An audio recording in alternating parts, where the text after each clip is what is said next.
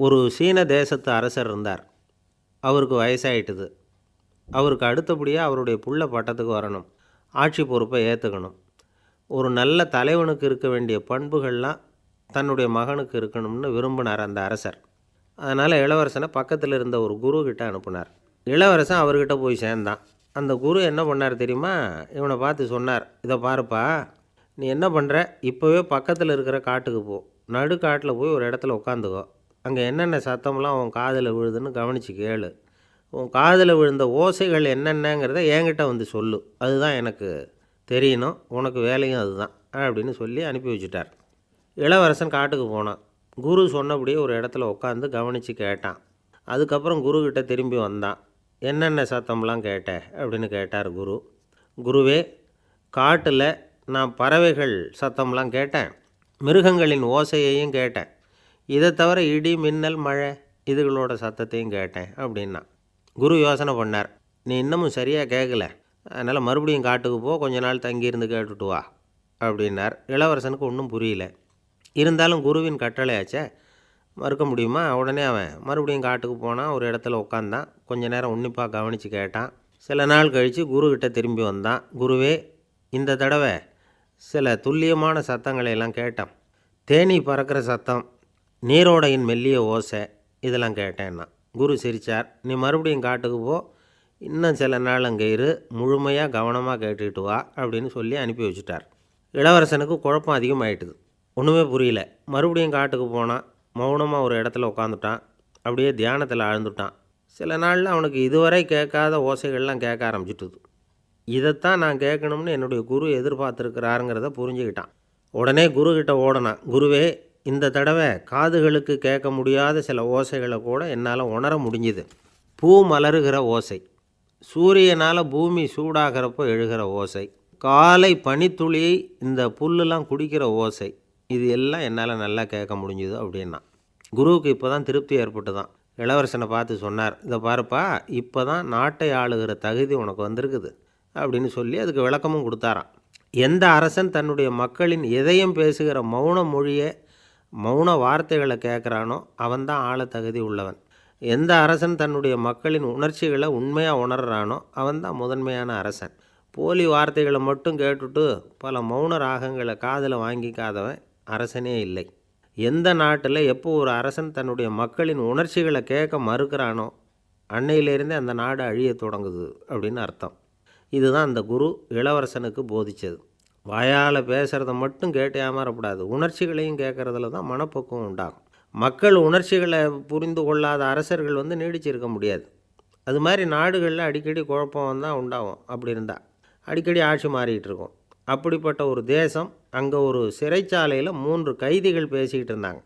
ஒருத்தன் சொன்னான், நான் இந்த நாட்டு ராஜாவை எதிர்த்து பேசிக்கிட்டு இருந்தேன், அதனால் என்னை பிடிச்சி கொண்டாந்து இங்கே போட்டுவிட்டாங்க அப்படின்னா ஒருத்தன். இன்னொருத்தன் சொன்னான், நான் இந்த நாட்டு ராஜாவை ஆதரித்து பேசிக்கிட்டு இருந்தேன், அதனால் என்னை பிடிச்சி கொண்டாந்து இங்கே தள்ளிவிட்டாங்க அப்படின்னா.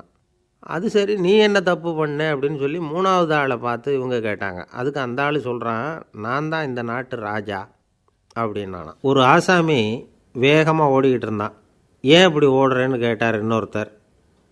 அங்கே ஒரு ஆள் அடிபட்டு கிடக்கிறான், அதை பார்த்தேன், உடனே ஓடுறேன்னா. எங்கேன்னு கேட்டார். ஆஸ்பத்திரிக்குன்னா. ஒரு ஆள் அடிபட்டு கிடக்கிறத பார்த்தா உடனடியாக நாம் செய்ய வேண்டியது முதல் உதவி, அதுக்கப்புறம் தான் ஆஸ்பத்திரி. இன்றைக்கி விபத்துங்கிறது சர்வசாதாரணமாக நடந்துக்கிட்டு இருக்குது. வாகன விபத்து, வெடிகுண்டு விபத்து, தீ விபத்து, கட்டடம் சரியறது, பூகம்பம், இப்படி நிறைய நடக்குது. ஒரு விபத்தை பார்த்துட்டா நம்மளில் பல பேர் நமக்கு என்னத்துக்கு வம்புன்னு ஒதுங்கி போயிடுறதும் உண்டு. சில பேர் துணிஞ்சு கிட்ட போய் உதவி செய்கிறதும் உண்டு. அப்படி உதவி செய்ய நினைக்கிறவங்களுக்கு உபயோகப்படுற தகவல் இது. விபத்தில் காயமடைஞ்சவங்களை 3 பிரிவாக பிரிக்கலாமா.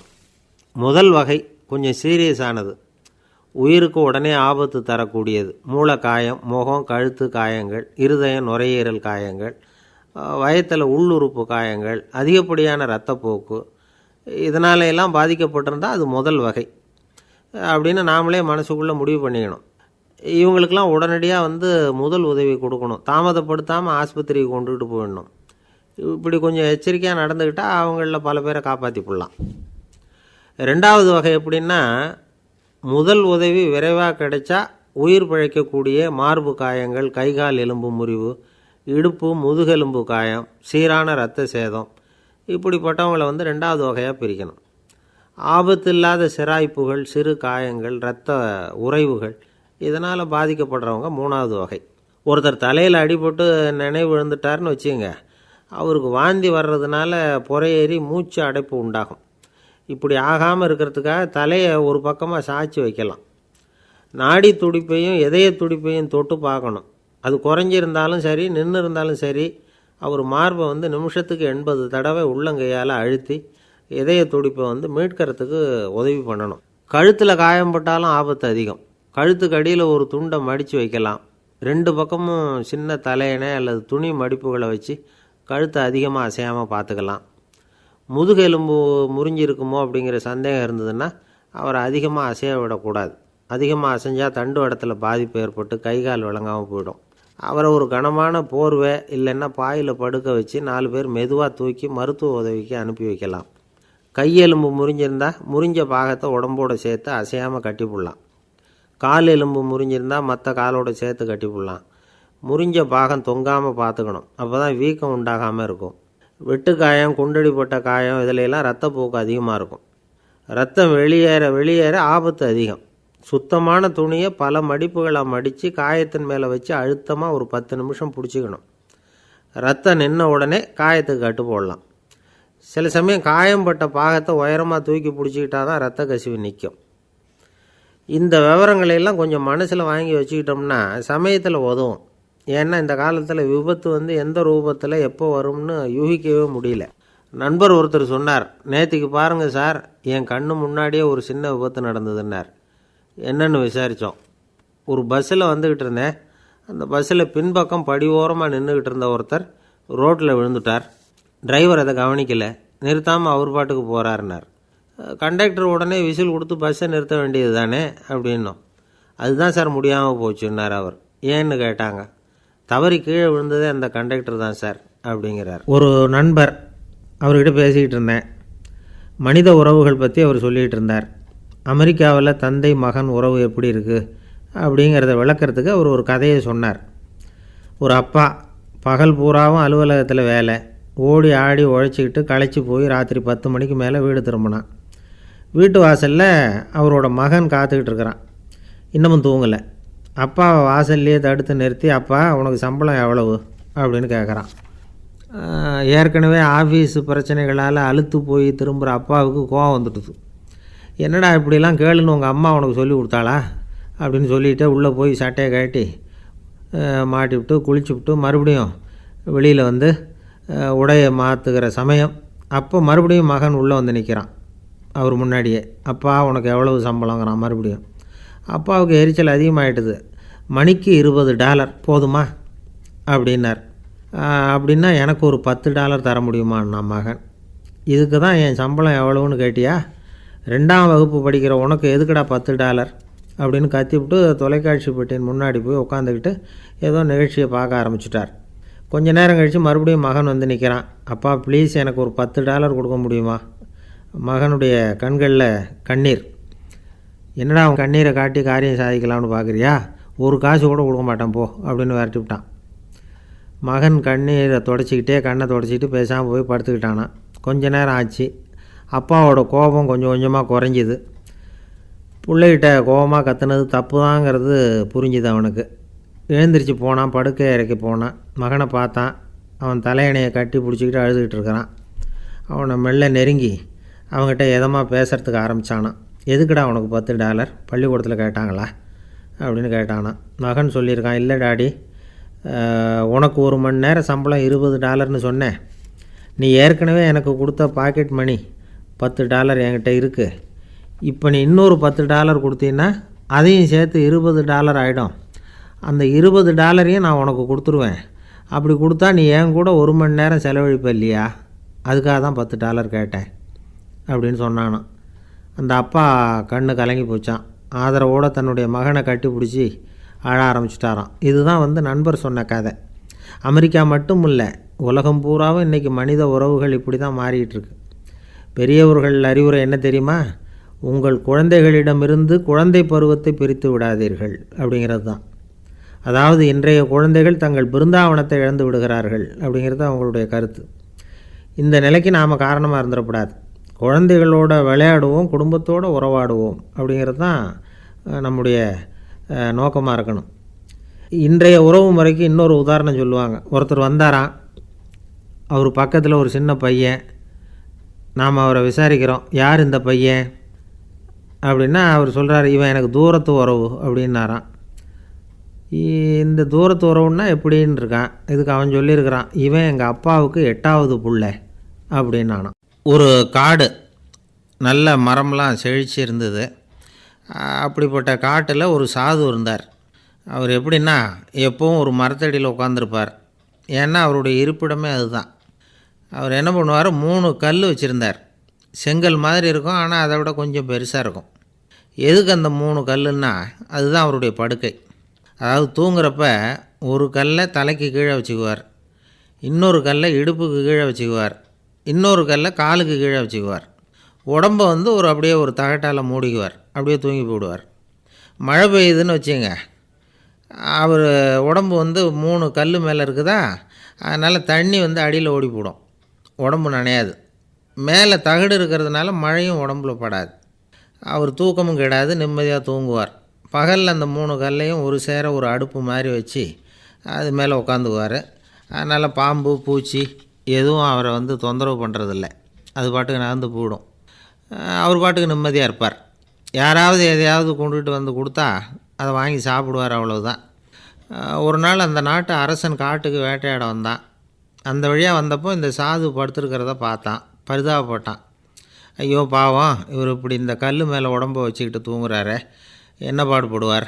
இவரை நாம் அரண்மனைக்கு அழைச்சிட்டு போய் சுகமாக நிம்மதியாக இருக்கிறதுக்கு வழி செஞ்சு கொடுப்போம், அது ரொம்ப நல்லாயிருக்கும் அப்படின்னு நினச்சான்.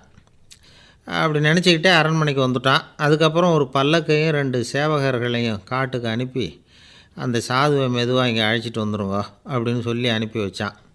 இவங்க போய் அவர்கிட்ட விவரத்தை சொன்னாங்க. எனக்கு என்னத்துக்கு அரண்மனை வாசம் அப்படின்னார். இருந்தாலும் மன்னர் உத்தரவு, நீங்கள் அவசியம் வரணும் அப்படின்னாங்க இவங்க. சரின்னு சொல்லிவிட்டு வேறு வழி இல்லாமல் புறப்பட்டார். புறப்படும் பொழுது என்ன பண்ணார்னா, மறக்காமல் அந்த 3 கல் ஒரு தகடு அதையும் எடுத்து பல்லக்கில் வச்சுக்கிட்டார். என்னத்துக்கு இதையெல்லாம் எடுத்து வைக்கிறாரு அப்படின்னு சொல்லி அவங்க யோசனை பண்ணாங்க. இருந்தாலும் அதை பற்றி ஒன்றும் கேட்கல. பேசாமல் அவரை அழைச்சிட்டு போய் அரண்மனையில் விட்டுட்டாங்க. அரசன் ஓடி வந்தான், வரவேற்றான், அறுசுவை உணவு படைத்தான். அவர் படுக்கிறதுக்கு தங்க கட்டில், பட்டு மெத்தை, இப்படி எல்லாம் ஏற்பாடு பண்ணி வச்சான். இங்கே படுத்து ஓய்வு எடுத்துங்க அப்படின்னு சொல்லிவிட்டு அவன் பாட்டு போயிட்டான். மறுநாள் காலையில் பார்க்குறான், சாது படுத்துருக்கிறார். எப்படி தெரியுமா, அந்த பட்டு மெத்தை மேலே 3 கல்லையும் வச்சு வழக்கம் போலவே அது மேலே படுத்துருக்கிறார். அதுக்கு மேலே தகடு. அரசன் பார்த்துட்டு அதிர்ச்சி ஆகிட்டான். என்ன சுவாமி இப்படி அப்படின்னா, சாது சொன்னார், எனக்கு தேவையும் இல்லை குறையும் இல்லை, எல்லா இடத்துலையும் எனக்கு ஒரே மகிழ்ச்சி தான் அப்படின்னார். மகிழ்ச்சிங்கிறது தங்க கட்டிலேயோ பட்டு மெத்தையிலையோ இல்லை, அது மனசில் இருக்கிற ஒரு விஷயம். உண்மையான மகிழ்ச்சிக்கு வழி மனப்பக்குவம் அப்படிங்கிறது அந்த அரசனுக்கு புரிஞ்சுதான். இந்த காலத்தில் ஒரு சாமியார், அவரை தேடி ஒரு சீடன் வந்தான். என்னாச்சு தெரியுமா, சுவாமி எனக்கு நிம்மதி வேணும், அதுக்கு என்ன வழின்னு கேட்டான். சாமியார் நிமிர்ந்து பார்த்தார். அப்புறம் சொன்னார், நீ ஏகப்பட்ட பேர்கிட்ட கடன் வாங்கியிருக்கிற, அதையெல்லாம் திருப்பி கொடுத்தா தான் உனக்கு நிம்மதி கிடைக்கும்னார். இவனுக்கு ஆச்சரியம். அது எப்படி சாமி, அவ்வளவு கரெக்டாக நான் கடன் வாங்கினதை கண்டுபிடிச்சிங்க அப்படின்னா, உனக்கு கடன் கொடுத்து சாமியாராக போனதே நான் தான்ப்பா, அதனால தான் இந்த கதிக்கு வந்தேன். என்கிட்டயே நிம்மதிக்கு வழி கேட்குறிய, அதுதான்டா வேதனை அப்படின்னாராம் அவர். ஒரு தீக்குச்சி தீப்பெட்டியை பார்த்து கேட்டுதான், நாம் 2 பேரும் தானே உரசிக்கிறோம், ஆனால் நான் மட்டும் தீப்பிடிச்சி எரிஞ்சு போகிறேன், நீ அப்படியே இருக்கிறிய அப்படின்னு தான். அதுக்கு தீப்பெட்டி சொல்லியிருக்குது, உனக்கு தலையில் கணம் இருக்குது அதனால் அழிஞ்சு போகிற அப்படின்னு தான். எப்படி இருக்கு பாருங்கள் இந்த பதில். தலையில் கணம் உள்ளவங்க யாருமே சரியாக இருக்க முடியாது. எவ்வளவு பெரியவங்களாக இருந்தாலும் சரி, ரொம்ப கஷ்டம்தான் அது. கர்வங்கிறது கூடவே கூடாது. இதை விளக்கிறதுக்கு மகான் ஒருத்தர் ஒரு சம்பவத்தை சொல்கிறார். அர்ஜுனன் தீர்த்த யாத்திரை பண்ணானா. அப்போது தென்னிந்தியாவுக்கு வந்திருக்கிறான். ராமேஸ்வரத்துக்கு போனப்போ அங்கே இலங்கைக்கு கல்லுலாம் அடுக்கி போடப்பட்டிருந்த பாலத்தை பார்த்தானா. ஒரு சின்ன குரங்கு அதுக்கு பக்கத்தில் விளையாடிக்கிட்டு இருந்திருக்கு.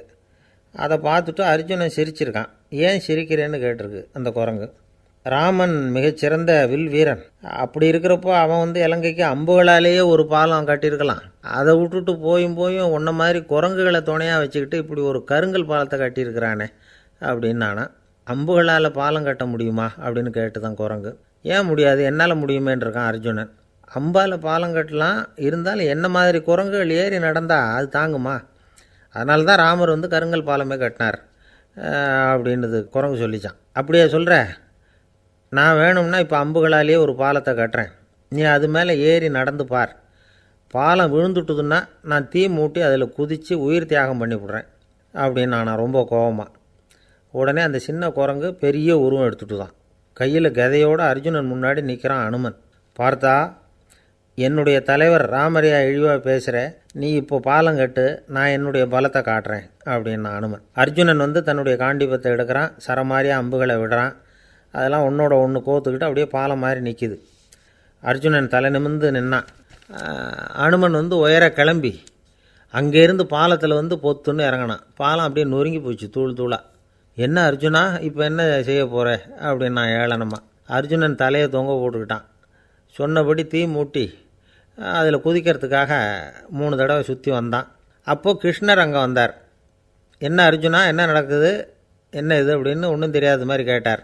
அர்ஜுனன் வாயை திறக்கிறதுக்கு முன்னாடி அனுமன் வாயை திறந்தான், நடந்ததை சொன்னான். அர்ஜுனன் சவால் விட்டபடி உயிர் திறந்தே ஆகணும்னா அனுமன். கிருஷ்ணர் யோசனை பண்ணார். நல்லது, இந்த சவால் விட்டதுக்கும் நடந்ததுக்கும் யார் சாட்சி? பெரியவர் ஒருத்தரை சாட்சியாக வச்சுக்கிட்டல்லவா நீங்கள் இந்த போட்டியை நடத்தியிருக்கணும் அப்படின்னார். அதனால் என்ன, இப்போ மறுபடியும் அந்த போட்டியை நடத்திவிட்டா போச்சு, என்னால் அந்த அம்பு பாலத்தை நொறுக்க முடியாதா அப்படின்னு அனுமன். சரி, இப்போ மறுபடியும் அது நடக்கட்டும்னார் கிருஷ்ணர். அர்ஜுனன் அம்பு பாலம் அமைச்சான். அனுமன் ஏறி குதிச்சான். பாலம் அசைஞ்சு கொடுக்கவே இல்லை, அவ்வளோ உறுதியாக இருக்குது. இப்போ அனுமன் தலையை குனிஞ்சிக்கிட்டான். அர்ஜுனன் நன்றியோடு நிமிர்ந்து பார்த்தான். கிருஷ்ணருடைய தோள்கள்லேயும் முதுகள்லேயும் ரத்தம். என்ன சுவாமி, என்ன நடந்ததுன்னு நான் பதறி போய், உன் அம்பு பாலத்தை நான் தான் முட்டு கொடுத்து தாங்கிக்கிட்டு இருந்தேன். அனுமன் குதித்தப்போ என் மேலே ஏற்பட்ட காயங்கள் இவை. பின்ன உன்னுடைய அம்பு பலத்தினாலேயா பாலம் நின்றுதுன்னு நினைக்கிற அப்படின்னாரான். முதல்ல அர்ஜுனன் அப்புறம் அனுமன் 2 பேருக்குமே கர்வ பங்கம் ஆகிட்டு தான். அதாவது அவங்கக்கிட்ட இருந்த கர்வம் போயிட்டுது. யாராக இருந்தாலும் கர்வம் கூடாதுங்கிறத இதிலேருந்து நாம் புரிஞ்சுக்கணும். இந்த காலத்தில் நாமெல்லாம் எந்த விஷயத்துக்கெல்லாம் கர்வப்பட்டுக்கிட்டு இருக்கோம் தெரியுமா? 2 பெண்கள் தங்களுடைய கணவன்மார்களை பற்றி ரொம்ப பெருமையாக பேசிக்கிட்டாங்களாம். அதில் ஒரு அம்மா சொல்லியிருக்கு, என் வீட்டுக்காரர்கிட்ட எந்த சப்ஜெக்ட் கொடுத்தாலும் சரி அந்த விஷயத்தை பற்றி அழகாக 1 மணி நேரம் பேசுவார் அப்படின்னாங்களாம். உடனே இன்னொரு அம்மா, அது என்ன பிரமாதம், என் வீட்டுக்காரருக்கு சப்ஜெக்டே தேவையில்லை, விஷயமே இல்லாமல் நாள் பூரா பேசிக்கிட்டு இருப்பார் அப்படின்னாங்களாம். நம்பிக்கை இல்லைன்னா இந்த உலகத்தில் நாம் நடமாடவே முடியாது. அவநம்பிக்கையோடு இருந்துக்கிட்டு இருந்தால் என்றைக்கும் அவஸ்தை தான்.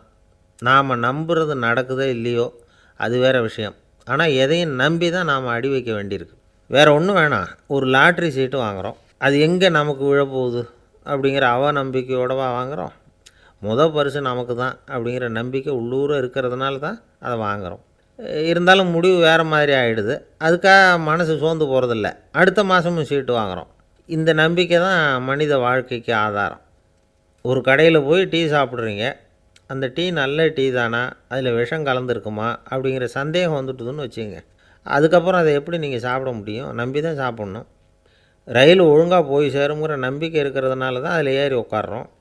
லெட்டர் ஒழுங்காக போய் சேருங்கிற நம்பிக்கை இருக்கிறதுனால தான் பெட்டியில் போடுறோம். சரி, நம்ம கதையெல்லாம் நம்மளோட இருக்கட்டும். மனித நம்பிக்கை எந்த அளவுக்கு உறுதியாகவும் அறிவுபூர்வமாகவும் இருக்கணுங்கிறதுக்கு அலெக்சாண்டர் வாழ்க்கையில் நடந்த ஒரு சம்பவத்தை உதாரணமாக சொல்லலாம். இந்த உலகத்தையே ஜெயிக்கணும்னு புறப்பட்டார் அலெக்சாண்டர். ஒரு கட்டத்தில் அவர் சிட்னஸ் நதி கரைக்கு சேர்ந்தார். அந்த சமயத்தில் அவருக்கு கடுமையான நோய் வந்துட்டுது. அவர் கூடவே வந்திருந்த கிரேக்க வைத்தியர்கள் என்னென்னமோ முயற்சியெல்லாம் பண்ணி பார்த்தாங்க. இருந்தாலும் அலெக்சாண்டருக்கு வந்திருக்கிறது என்ன நோய்ங்கிறத அவங்களால கண்டுபிடிக்க முடியல. ஏன்னா அந்த பகுதியில் உள்ளவங்களுக்கு மட்டுமே அதிகமாக வரக்கூடிய ஒரு வினோதமான நோயாக இருந்தது அது. ஆனால் அவர் இருக்கிற இடம் எதிரியோட இடம், பாரசீக மன்னனோட ஆளுகைக்கு உட்பட்ட இடம். என்ன பண்ணுறது அப்படின்னு எல்லோரும் யோசனை பண்ணாங்க. பாரசீக மன்னனோட அரண்மனையில் இருக்கிற வைத்தியர் வந்தால் இந்த நோயை குணப்படுத்தி விடுவார் அப்படின்னு சொன்னாங்க. இருந்தாலும் எதிரியோட நாட்டில் இருக்கிற வைத்தியரை கூப்பிட்டு எப்படி நம்பி வைத்தியம் பார்க்க சொல்கிறது அப்படின்னு சொல்லி எல்லோரும் தயங்கினாங்க. ஆனால் அலெக்சாண்டர் தயங்கலை. பரவாயில்ல, அழைச்சிட்டு வாங்கன்னு விட்டார். உடனே அவரை போய் அழைச்சிட்டு வந்துட்டாங்க. அவர் வந்தார். அலெக்சாண்டர் உடம்பை பரிசோதனை பண்ணி பார்த்தார். சரி, இதை குணப்படுத்தி விடலாம், பயப்பட வேண்டியதில்லை. ஆனால் இதுக்கு ஒரு மூலிகை ரசம் தயார் பண்ணி கொடுக்கணும். நான் போய் அதை தயார் பண்ணிவிட்டு 2 நாளில் திரும்பி வந்துடுறேன் அப்படின்னு சொல்லிவிட்டு போனார் அந்த வைத்தியர். அதே மாதிரி 2 நாளில் திரும்பி வந்தார் மூலிகை ரசத்தோட. இதுக்கு இடையில் அலெக்சாண்டரோட தளபதிகளில் ஒருத்தர் ரகசியமாக ஒரு எச்சரிக்கை கடிதம் கொடுத்து அனுப்பியிருக்கிறான். அதை வாங்கி என்ன விஷயம்னு பார்த்தார். இப்போ உங்ககிட்ட வந்திருக்கிற எதிரி நாட்டு வைத்தியரை நம்பாதீங்கோ, அவன் கொண்டுகிட்டு வந்திருக்கிற மூலிகை ரசத்தில் விஷம் கலந்துருக்குது அப்படின்னு அதில் எழுதியிருக்கு. அதை பார்த்தார் அலெக்சாண்டர். இருந்தாலும் கொஞ்சம் கூட அலட்டிக்கலை. வைத்தியர் கொடுத்த மருந்தை வாங்கி கடகடன்னு குடிச்சுட்டார். குடிச்சுட்டு அதுக்கப்புறம் அந்த கடிதத்தில் இருந்த விஷயத்தை அந்த வைத்தியர்கிட்ட சொன்னார். வைத்தியர் திகைச்சு போயிட்டார். தன் மேலே அலெக்சாண்டர் வச்சுருக்கிற நம்பிக்கையை பார்த்து அவருக்கு ரொம்ப வியப்பு. வைத்தியர் உண்மையிலேயே நல்ல மருந்து தான் கொண்டுகிட்டு கொடுத்துருக்கிறார், அதில் விஷம்லாம் எதுவும் கலக்கலை. அதுக்கப்புறம் அலெக்சாண்டர் அந்த வைத்தியரை பார்த்து சொன்னாராம், நம்பிக்கைங்கிற அச்சாணியை ஆதாரமாக வச்சுக்கிட்டு தான் இந்த உலகம் சுற்றிக்கிட்டு இருக்குது. எனக்கு எதிரியாக இருந்தாலும் பாரசீக மன்னர் ரொம்ப பெரியவர். அப்பேற்பட்ட மன்னருடைய அரண்மனை வைத்தியர் தொழில் நேர்மை இல்லாதவராக இருக்க மாட்டார். அப்படி இருந்தால் அவரை அரண்மனை வைத்தியராக வச்சிருக்கவே மாட்டாங்க அப்படின்னு நம்பினேன். என்னுடைய நம்பிக்கை வீண் போகலை அப்படின்னாராம். இதுதான் மானுட நம்பிக்கைங்கிறது. இந்த காலத்துலேயும் இது மாதிரி இந்த மானுட நம்பிக்கையை ரொம்பவும் சாமர்த்தியமாக கையாளுகிற கெட்டிக்காரங்க சில பேர் இருக்கிறாங்க. இந்த காலத்து குரு, அவருக்கு ஒரு சிஷ்யன். குரு முன்னாடி அந்த சிஷ்யன் ரொம்ப பணிவாக நின்று, குருவே, உங்கள் கையால் விஷத்தை கொடுத்தாலும் அதை வாங்கி மடமடன்னு குடிச்சிருவேன் அப்படின்னா. உன்னுடைய குரு பக்தியை மெச்சினேன் அப்படின்னார் குரு. அதுக்கு அந்த சிஷ்யன், அப்படி இல்லை குருவே, உங்கள்கிட்ட சிஷ்யனாக இருக்கிறத விட உங்கள் கையால் விஷத்தை வாங்கி குடிச்சு விட்றது ரொம்ப நல்லது, அதனால தான் அப்படி சொன்னேன் அப்படின்னா. ஒரு ஊரில் ஒரு ஆள் இருந்தான். அவனுக்கு ஒரே ஒரு மகள். அவளை நல்ல இடத்துல கட்டி கொடுக்கணும்னு ஆசைப்பட்டான். அதுக்காக மாப்பிள்ளை தேடிகிட்டு இருந்தான். அவன் கொஞ்சம் வசதியான ஆள், அதனால் நிறைய பேர் வந்தாங்க. இருந்தாலும் ஒரு நல்ல குணமுள்ள மாப்பிள்ளையாக இருக்கணும் அவன் எதிர்பார்த்தான். அப்படி இருக்கணும்னு தொடர்ந்து முயற்சி பண்ணான். கடைசியாக ஒரு 3 பேர் கிடைச்சாங்க. அந்த 3 பேரில் யாரை தேர்ந்தெடுக்கிறது, இதுதான் அவனுக்கு வந்த குழப்பம். இந்த நிலைமையில் ஒரு பெரியவரை தேடி போனான். அவர்கிட்ட தன்னுடைய பிரச்சனையை சொன்னான். அவர் கொஞ்சம் யோசனை பண்ணார். அதுக்கப்புறம் 3 பேரையும் கூப்பிட்டார். இதை பாருங்கப்பா, உங்கள் 3 பேருக்கும் 3 மாத கால அவகாசம் தர்றேன். நீங்கள் இப்போ போகலாம். 3 மாதம் கழித்து திரும்பி வரலாம். அப்படி வரும்பொழுது இந்த 3 மாத காலத்தில் நீங்கள் செஞ்ச நல்ல காரியம் ஏதாவது ஒன்று சொல்லணும். அதை வச்சு உங்களில் ஒருத்தரை நாங்கள் தேர்ந்தெடுத்துக்கிறோம் அப்படின்னு சொன்னாராம். 3 பேரும் சரின்னு சொல்லிவிட்டு திரும்பி போயிட்டாங்க. 3 மாதம் ஆச்சு. அதுக்கப்புறம் ஒரு நாள் திரும்பி வந்தாங்க. அவர் அவங்கள கூப்பிட்டு உட்கார வச்சார். அப்புறம் கேட்டார், இப்போ சொல்லுங்கள், இந்த 3 மாத காலத்தில் நீங்கள் செஞ்சுருக்கிற ஏதாவது ஒரு நல்ல காரியத்தை சொல்லுங்கள் அப்படின்னார். முதல்ல ஒருத்தன் எழுந்திரிச்சு நின்னான். ஐயா, எங்கள் அப்பா இறந்த பிறகு அவரோட கணக்கு வழக்குகளை எடுத்து பார்த்துக்கிட்டு இருந்தேன். அவர் ஒரு வியாபாரிகிட்ட 10,000 ரூபா கடன் வாங்கியிருக்கிறதாக எழுதியிருந்தார். அந்த வியாபாரியும் இப்போ உயிரோடு இல்லை. இருந்தாலும் அந்த வியாபாரியோட மகனை தேடி கண்டுபிடிச்சேன். கணக்கு புத்தகத்தை காட்டினேன். எங்கள் அப்பா உங்கள் அப்பா கிட்ட 10,000 ரூபா கடன் வாங்கியிருக்கிறதாக இதை எழுதியிருக்கிறார். அதனால் அதை திருப்பி கொடுக்கறதுக்காக வந்திருக்கிறேன். இந்தாங்க அந்த பணம் அப்படின்னு சொல்லி கொடுத்துட்டு வந்துட்டேன் அப்படின்னு நானும். இதை பெரியவர் கவனமாக கேட்டுக்கிட்டார். அதுக்கப்புறம் 2வது இளைஞன் எழுந்திரிச்சான். ஐயா, நான் போன மாதம் ஒரு நாள் ராத்திரி வேளையில் ஒரு காட்டுப்பாதை வழியாக எங்கள் ஊருக்கு போய்கிட்டு இருந்தேன். அந்த சமயத்தில் அந்த வழியாக வந்துக்கிட்டு இருந்த ஒரு வழிப்போக்கர்கிட்ட 4-5 திருடர்கள் வம்பு வளர்த்து அவர்கிட்ட இருந்த பொருளையெல்லாம் கொள்ளையடிச்சிக்கிட்டு இருந்தாங்க. நான் உடனே ஒரு குச்சியை எடுத்துகிட்டு ஓடினேன். அந்த திருடர்களை அடித்து விரட்டினேன். பொருளையெல்லாம் மீட்டு அந்த வழிப்போக்கர்கிட்ட ஒப்படைச்சேன். அவரை பத்திரமாக அழைச்சிக்கிட்டு போய் அவர் வீட்டில் விட்டுட்டு வந்தேன் அப்படின்னு நானும். இதையும் பெரியவர் கவனமாக கேட்டுக்கிட்டார். அடுத்தபடியாக 3வது இளைஞன் எழுந்திரிச்சான். ஐயா, போன மாதம் ஒரு நாள் நான் ஒரு மலைப்பாதை வழியாக போய்கிட்டு இருந்தேன். மலைப்பாதை விளிம்பில் ஒரு மதகு கட்டை, அது மேலே ஒரு ஆள் படுத்து தூங்கிட்டு இருந்தான். அந்த பக்கம் தவறி உருண்டு விழுந்திருந்தான்னா அதில் பாதாளம். அது மலையடி வாரத்தில் போய் தான் விழணும். அவ்வளவு பள்ளம். அது தெரியாமல் அவன் பாட்டுக்கு தூங்கிக்கிட்டு இருந்தான். நான் உடனே அவன்கிட்ட ஓடி போய் குனிஞ்சு அவன் முகத்தை பார்த்தேன். அப்போ தான் புரிஞ்சுது, அவன் ஏற்கனவே எனக்கு தெரியும். அவனை எனக்கு நிறைய கெடுதல் பண்ணியிருக்கிறான், இடைஞ்சல் கொடுத்தவன். இருந்தாலும் ஐயோ பாவம்னு நினச்சி அவனை எழுப்பி பாதுகாப்பாக வேற ஒரு இடத்துல படுக்க வச்சுட்டு வந்தேன் அப்படின்னு நானாம். பெரியவர் இதையும் கேட்டுக்கிட்டார். அதுக்கப்புறம் அவங்க 3 பேரையும் பார்த்து, நீங்கள் போகலாம், நாங்கள் யோசித்து முடிவு பண்ணி உங்களுக்கு சொல்லி அனுப்புகிறோம் அப்படின்னாராம். அந்த இளைஞர்கள் புறப்பட்டு போயிட்டாங்க. அதுக்கப்புறம் அந்த பெண்ணோட அப்பாவை பார்த்து சொன்னார், இந்த 3 பேருமே நல்ல பிள்ளைங்க தான், அதில் ஒன்றும் சந்தேகம் இல்லை. இருந்தாலும் இந்த 3 பேர் செஞ்ச செயல்களையும் ஒப்பிட்டு பார்க்க வேண்டியிருக்கு. முதல் இளைஞன் நேர்மைக்கு எடுத்துக்காட்டாக விளங்குறான். இந்த காலத்தில் இது மாதிரி இளைஞர்களை பார்க்குறது ரொம்ப கஷ்டம்தான். இருந்தாலும் அவன் கடமையை தான் செஞ்சான். 2வது இளைஞன் நல்ல வீரன், தைரியசாலி. ஒரு வீரன் எதை செய்யணுமோ அதைத்தான் இவன் செஞ்சான். இவன் ஒரு லட்சிய மனிதன். 3வது இளைஞன் தன்னுடைய பகைவனுக்கே உதவி செஞ்சுருக்கான். அவன் உயிரை காப்பாற்றியிருக்கிறான். பகைவனுக்கு அருள்வதுங்கிறது ஒரு சாதாரண மனுஷனால் செய்யக்கூடிய காரியம் இல்லை. பகையை மறக்கிறதும் பகைவனுக்கு அருள்வதும் தெய்வீக பண்புகள். அதனால் இவனையே உன்னுடைய மகளுக்கு ஏற்ற மாப்பிள்ளையாக தேர்ந்தெடுக்கலாம் அப்படின்னு சொன்னாங்களாம். ஒரு நல்ல நாளில் அவங்களுக்கு திருமணம் நல்ல விதமாக நடந்து முடிஞ்சுதான். இது சுவாமி சின்மயானந்தர் சொல்லியிருக்கிற ஒரு கதை. இதிலேருந்து நாம் புரிந்து கொள்ள வேண்டிய ஒரு கருத்து, நமக்கு கெடுதல் பண்ணவங்களுக்கும் நாம் நல்லது செய்யணும். ஆனால் நடைமுறையில் அப்படி நம்மளால் செய்ய முடியறதில்ல. அதுதான் சிக்கல். நம்மால் ஒருத்தங்கிட்ட கேட்டேன், ஏண்டா உன்னுடைய பகைவன் ஒருத்தன் அது மாதிரி ஒரு மலைப்பாதை மதகு கட்டையில் படுத்திருந்தா உடனே நீ என்ன நினைப்ப அப்படின்னு கேட்டோம். இது ஒரு அருமையான சந்தர்ப்பம்னு நினைப்பேன் அப்படின்னா. எதுக்குன்னு கேட்டோம். அவனை அந்த பக்கமாக உருட்டி கீழே தள்ளுறதுக்கு அப்படின்னா. ஒரு காடு, அங்கே புத்தர் அவர் பாட்டுக்கு நடந்து போய்கிட்டே இருக்கிறார். அவருக்கு பின்னாடி ஒரு குரங்கு, அதுவும் தொடர்ந்து வந்துக்கிட்டே இருக்குது. புத்தர் திரும்பி பார்த்தார். குரங்கு அப்படியே குதித்து உயர எழும்பி ஒரு கிளையில் போய் உக்காந்துது. ஏன் இப்படி பண்ணுறேன்னு கேட்டார் புத்தர். என்னை சாதாரணமாக நினைக்க வேணாம், நான் மகாமந்தி, என்னால் எல்லாம் முடியும், முடியாதுங்கிற வார்த்தையே என்னுடைய அகராதியில் கிடையாது, என்ன வேணும்னாலும் செய்வேன் அப்படின்னுது. அப்படின்னா ஒரு பந்தயம் வச்சுக்கலாமான்னார் இவர். ஓ வச்சுக்கலாமேன்னுது. வேறு ஒன்றும் இல்லை, இப்போ நீ மேலே எழும்பி அந்த கிளையில் உட்காந்தது மாதிரி அங்கேருந்து தாவி என் உள்ளங்கையில் உட்காரணும், அவ்வளவுதான் அப்படின்னார். அப்படி உட்காந்துட்டா என்ன பரிசு அப்படின்னு கேட்டது அது. சொர்க்கத்தில் இருக்கிற மாமன்னன் மரகத சக்கரவர்த்தியை என்னோட இருக்கும்படியாக கூப்பிட்டுக்கிறேன். அந்த சமயத்தில் அவருடைய அரியணை அங்கே காலியாகிடும், நீ அதில் போய் உட்காந்துக்கலாம். பந்தயத்தில் தோத்துட்டா ஒரு கல்ப காலம் இந்த பூமியில் வாழ வேண்டியிருக்கும், அதுக்கு பிறகு தான் என்கிட்ட வர முடியும், என்ன சொல்கிற அப்படின்னார். குரங்குக்கு தாவறது ஒரு பெரிய காரியமா? இது எனக்கு ரொம்ப சாதாரண விஷயம், என்ன இப்போவே தாவட்டுமா அப்படின்னுது.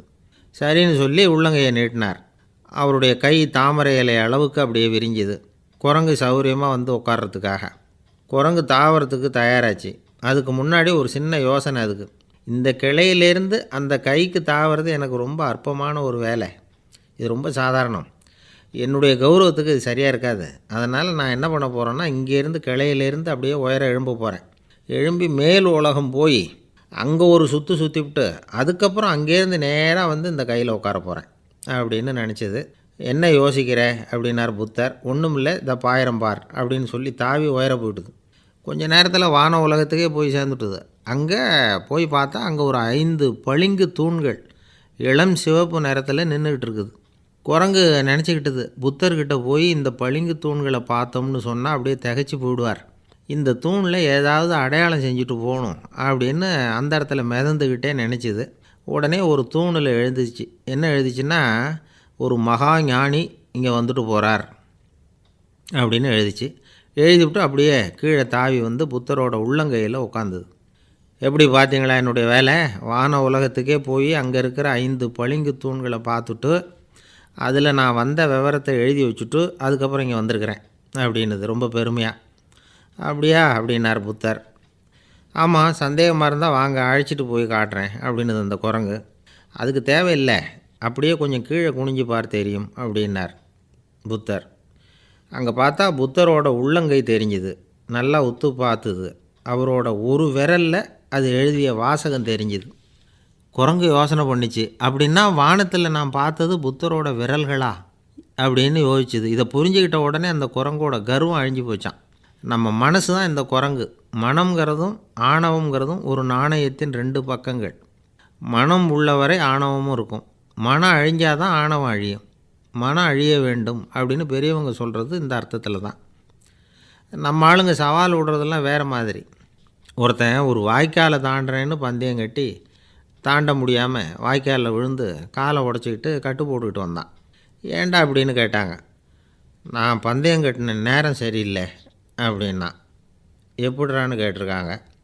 வாய்க்காலில் தண்ணி இருக்கிற நேரமாக பார்த்து பந்தயம் கட்டியிருக்கணும் அப்படின்னானா.